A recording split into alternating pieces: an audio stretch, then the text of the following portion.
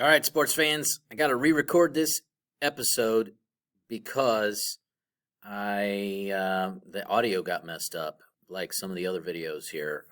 So let me walk through this with you. We're in week 12, section 3, Swyk 1. There is only one Swyk for this particular section. We're dealing with non-right triangles, but what if you do not have a known angle and a known opposite side? It's not a right triangle. You can't use the law of sines because you have to have the known angle and known opposite side. And I can clearly see in this particular example, let's see if I can get my writing tool to work here. I can clearly see right here that is not happening. We have a known angle but no known opposite side. Now, what's the most important decision that you have to make in the Pythagorean theorem? You can see the red part here is like the Pythagorean theorem. The most important decision to make is which one we call the hypotenuse. The other two, once I've made that decision, the other two don't really matter. Well, what's the most important decision we have to make in this particular situation? The law of cosines is a more general form, and the Pythagorean theorem is actually a specific case. When the angle is 90 degrees, the cosine of 90 becomes 0. Therefore, it wipes out that second term. And if that's wiped out, then we have what we call the Pythagorean theorem. But in this case, we do have... Why isn't it moving? Gee whiz.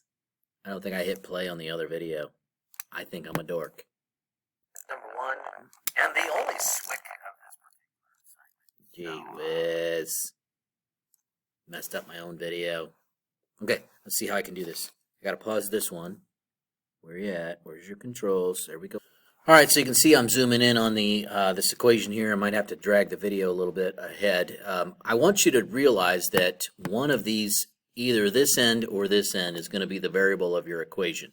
If it's not the variable of your equation, then you're going to create an ugly-looking quadratic that you do not want to deal with. If both of those are numbers, then you better have been using the law of sines. So I'm guaranteeing you right now that one of those at the end is, and here I am talking about the cosine of 90 is 0, and that's what's wiping out that last term, but we've already mentioned that, so I'm not going to continue with that whole line of thinking.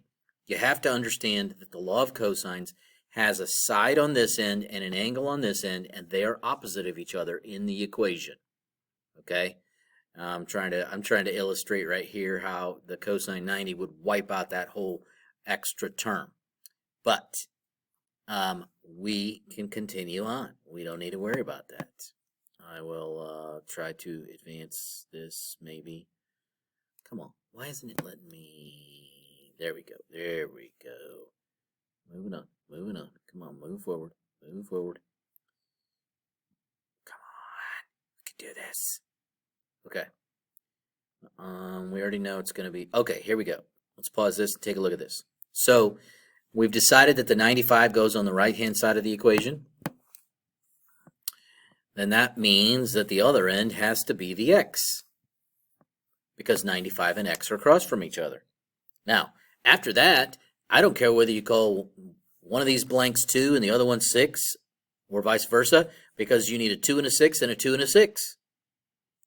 All this stuff right here is going to get added up using your calculator. You can type that in just the way you see it right there. You're going to get 42.092 if you do that, approximately. And then, of course, you just hit it with the square root at the end to get the 6.487. Let's see if I can clear this out and move this along. Let's drop this here. Okay. So I pretty much just said all that stuff, and that gets us to the 6.5. Make sure you realize that they're doing it to the tenths. Moving on to the next example, you see that we have, the known angle and the known opposite side. We don't have that, but we do know that the angle is 80, right? And on the other side has to go the x, and then you get the 18 and the 17 and the 18 and the 17. In the other spots. And don't forget the -2. That's always in there. Okay? And then, of course, I can clear that out. And you would do the same thing, by the way, you would add all that stuff up, take the square root. So I ended up with 22.5 on that last example. Now, when you get down here to number 3 and 4, they are a little bit different, and it's because you don't know the angle. You're looking for an angle. The angle that we're dealing with here is x, and it's opposite the 15. It doesn't matter what it is opposite of. In fact, you know, you're used to the Pythagorean theorem where the largest side goes on the other side with, you know, the c squared.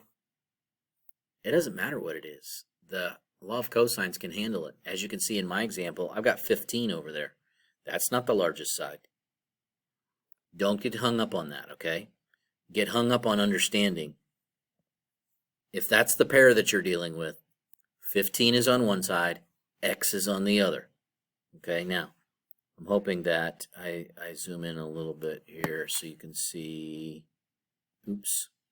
Okay, now I am going to show you and walk you through an Algebra 1 question that I think is important because it helps me understand how the rest of this works.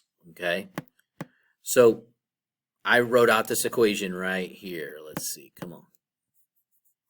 Okay, 7 equals 3 minus 7 minus 2x. I know, it's an easy Algebra 1 question. First thing that I think most of you would tell me to do is you would say, well, take 3 minus 7. That gives you negative 4. My big question is, would you ever tell me that you would add those two things together and get negative 6x? I hope all of you would be screaming at me going, no, Mr. Staley, I would never do that, right? Because that's illegal. One is being multiplied times x, the other is not. They are not like terms. I'm hoping what you would tell me to do is take this and move it to the other side, in this case by adding. After that, I'm hoping that you would tell me, come on, let me slide this over. I'm hoping that you would say to me, that you would then, then you would divide at the end. That's what I'm hoping you would tell me. So you would add, then move that one term over to the other side, and then divide. A lot of you would tell me that to do it that way. But when we get to the law of cosines and this type of question, number 3, it doesn't, you guys start doing some weird stuff. For instance, what I want to do is I want to take these two terms and I want to subtract that to the other side. Okay, it is subtraction. And do I care what 14 squared plus 28 squared is? No, I don't. I just want to get it subtracted to the other side. So I'm going to show you exactly how I type that. Next thing I'm going to do after that is I'm going to take this and move it to the other side by division. Do I care what negative 2 times 14 times 28 is? No. Now, if it bothers you and you need to figure it out, okay, you can do that. But I'm going to show you the exact calculator instructions that I like to use. And then, of course, how do I get rid of cosine?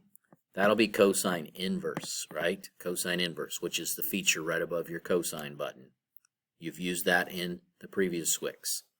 Okay, let's get this show on the road here.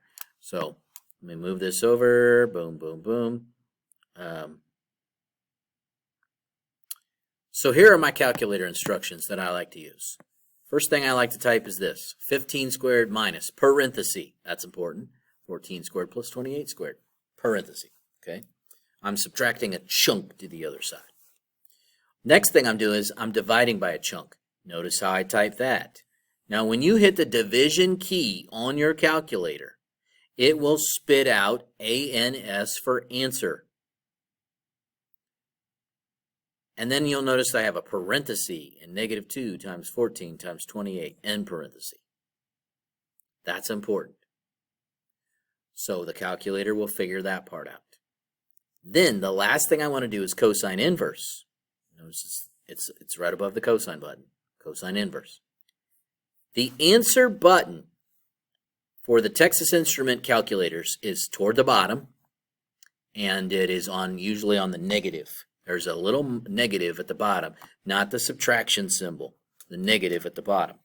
And right above it, it says ANS. On Casio calculators, they actually have an ANS button says so right on the face of the button. But anyway, Texas Instrument, it's right above the little negative. But those are the 3 steps. Subtract a chunk, divide a chunk, invert the cosine. You get 15.6, and the question's over. So if you can set them up, the typing to solve isn't that bad, but you do have to do it specifically. Otherwise, you would get it wrong. Okay, next question.